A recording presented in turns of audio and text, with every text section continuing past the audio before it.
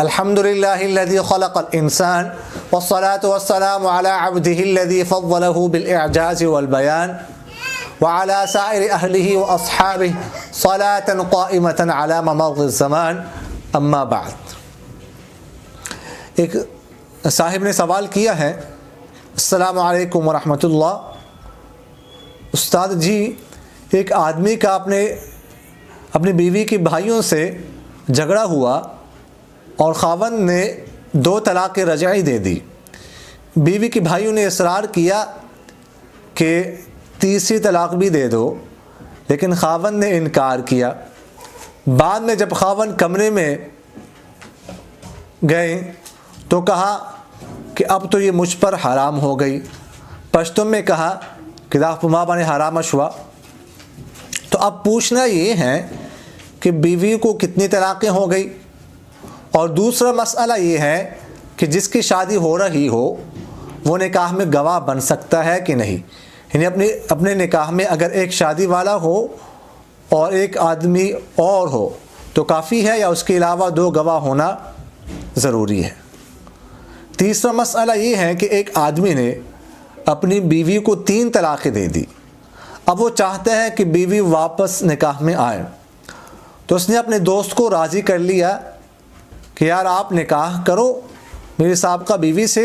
اور پھر اپنی مرضی سے طلاق دے دو تاکہ ہمارا گھر دوبارہ آباد ہو سکے، اور یہ کام صرف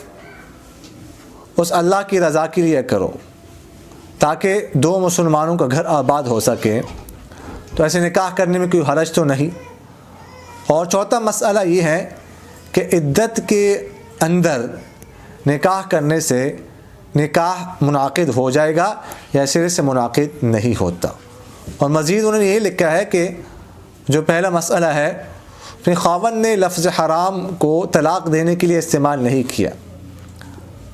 نہ اس خاوند کو یہ پتہ تھا کہ لفظ حرام بھی طلاق کے لیے استعمال ہوتا ہے۔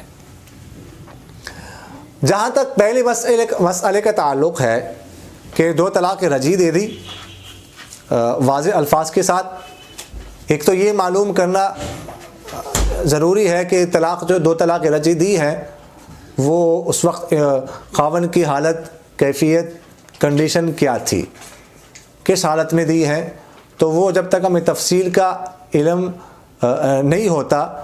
تو ہم اس کے بارے میں کچھ کہہ نہیں سکتے۔ البتہ جہاں تک لفظ حرام کا تعلق ہے، اس نے کہا کہ وہ مجھ پر حرام ہے، تو چونکہ یہ لفظ حرام الفاظ کنایات میں سے ہے، اور الفاظ کنایات سے طلاق تب واقع ہوتی ہے جب طلاق کی نیت ہو، چاہے حالات غضب ہو یا مذاکرہ طلاق ہو، لیکن دیانتاً الفاظ طلاق سے نیت تب ہوتی ہے جب کہ نیت ہو، فیما بینہ و بین اللہ تعالی نیت شرط ہے۔ اور چونکہ خاوند کہتے ہیں میری نیت نہیں تھی تو اس لیے اس لفظ سے طلاق واقع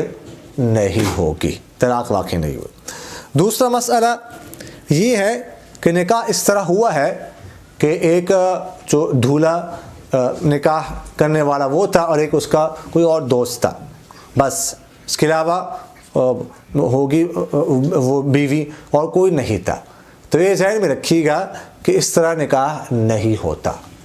یہ نکاح نہیں ہوا۔ نکاح کے علاوہ جو نکاح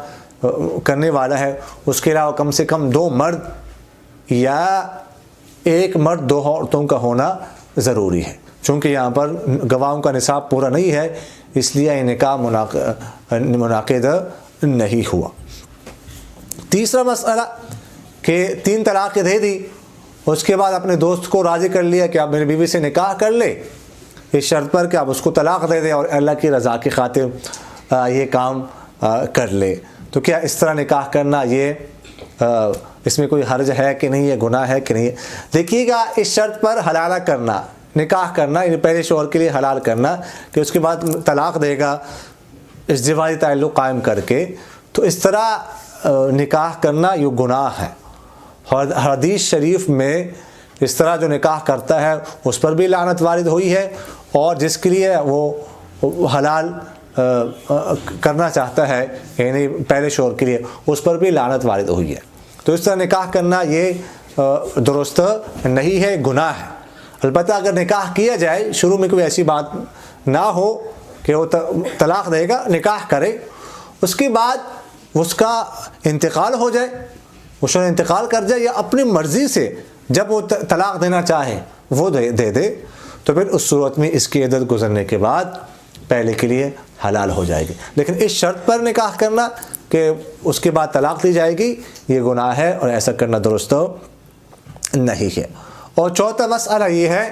کہ عدت کے دوران نکاح منعقد ہوتا ہے کہ نہیں۔ تو یہ ذہن میں رکھیے گا کہ خاتون اگر عدت گزار رہی ہو تو عدت کے دوران نکاح کرنے سے نکاح سرے سے منعقد ہوتا ہی نہیں ہے۔ عدت کے دوران نکاح نہیں ہوتا، اگر کسی نے کر لیا تو وہ نکاح شمار نہیں ہوگا، وہ منعقد نہیں ہوا، اور اس کے بعد جو میاں بیوی والا تعلق قائم کریں گے وہ گناہ ہوگا، ناجائز ہوگا، حرام ہوگا۔ عدت کے بعد نکاح منعقد ہو سکتا ہے۔ اقول قولی ھذا استغفر اللہ لی ولکم ولسائر المسلمین فاستغفروہ انہ ھو الغفور الرحیم۔ میرا دل بدل دے، میرا دل بدل دے، میرا دل بدل دے۔